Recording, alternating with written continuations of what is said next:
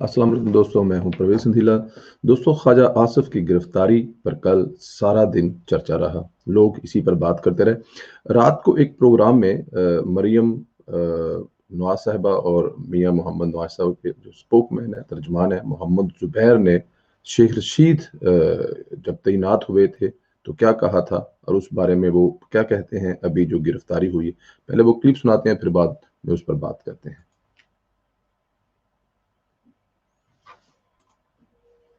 तो मुझे शेख रशीद को देख के याद आ गया कि जो लोग पूछ रहे थे ना कि शेख रशीद को क्यों लगाया है इंटीरियर मिनिस्टर, तो आज इन्होंने पहला बार किया है ख्वाजा लेकिन ये आसिफ तो के अगेंस्ट गिरफ्तारी में। नैब ने की है। खुदा के लिए मीर साहब, आप भी वही जो आप जिनसे सवाल पूछ रहे थे, आप भी मासूमाना सवाल पूछ रहे हैं। अच्छा, ये सारा इनका है या धरा इमरान खान का।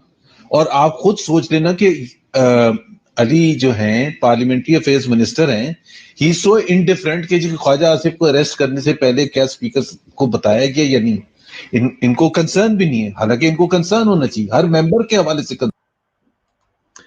दोस्तों, इसमें उन्होंने बताया कि शेख रशीद को जिस काम के लिए लाया गया था, आज उसका पहला काम शेख रशीद ने सर अंजाम दिया है। जब ये सवाल किया हमद मीर साहब ने कि नैब ने गिरफ्तार किया है, हुकूमत का इससे क्या ताल्लुक है, तो मेरे ख्याल में फिर उन्होंने यही कहा कि आपका बड़ा मासूमाना सवाल है, आप मुझसे बेहतर जानते हैं कि ये किसका काम है। इमरान खान साहब को काफी देर से खटकते थे ख्वाजा आसिफ साहब, और ख्वाजा आसिफ साहब की गिरफ्तारी उन लोगों के मुंह पर भी एक तमांचा है जो ये कहते थे कि उनके स्टैब्लिशमेंट के साथ राब्ते हैं और वो डबल गेम कर रहे हैं।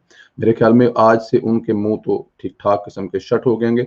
जो मरियम नवाज ने प्रेस कॉन्फ्रेंस में कहा कि ख्वाजा साहब को बुलाकर ये कहा गया कि आप नवाज शरीफ का साथ छोड़ दें तो आपको कुछ नहीं कहा जाएगा, आप एंजॉय करें, लाइफ को चिल करें, लेकिन उन्होंने कहा कि नवाज शरीफ को छोड़ना मेरे लिए मुमकिन नहीं है।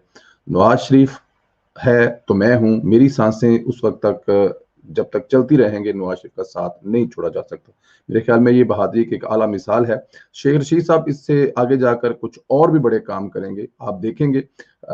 हमारी नज़र में कुछ 2 से 3 ऐसे लोग और हैं जो हुकूमत ने अगले आने वाले दिनों में सेनेट के इलेक्शन से पहले पहले गिरफ्तार करने हैं। उनमें से एक साहब जो है वो पहले भी गिरफ्तार हो चुके हैं और वो अपनी बेगुनाही के सबूत दे चुके हैं, लेकिन इसके बावजूद उनको गिरफ्तार किया जाएगा।